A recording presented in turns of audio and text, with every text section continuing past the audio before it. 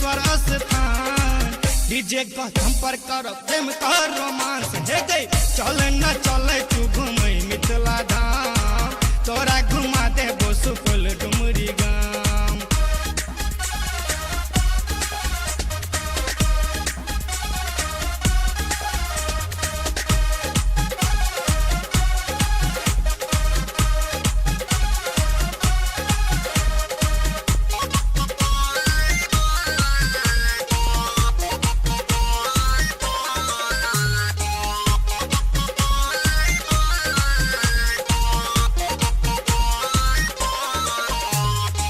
घूमे बहुत दोसर में गजहारा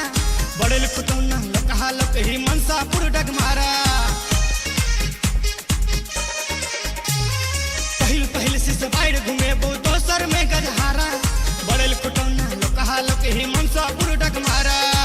लजेबो बेलही के हम भूत ही बलान तोहरा घुमा देबो सुदई द्वारंगान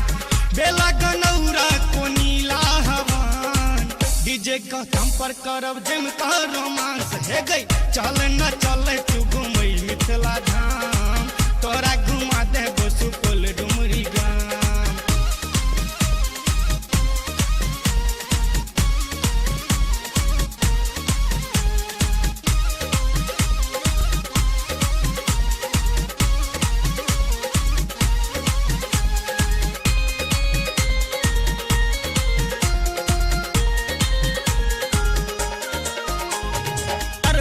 मधुबनी पाली बेनीपुर सहरसा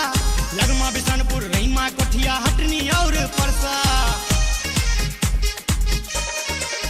हे गई दरभंगा मधुबनी पाली बेनीपुर सहरसा लगमा बिशनपुर रहीमा कोठिया हटनी और परसा घुमा बिदेश्वर चलब लोहना उजान तोरा घुमा देबो गारा टोल गाम राटी मंगरौनी करियन महिषी पोखरा डीजे कदम पर करब जिम का रोमांस हे गई चल न चले तू घूमे मिथिला धाम तोरा घुमा देबो अपन पेता गाम।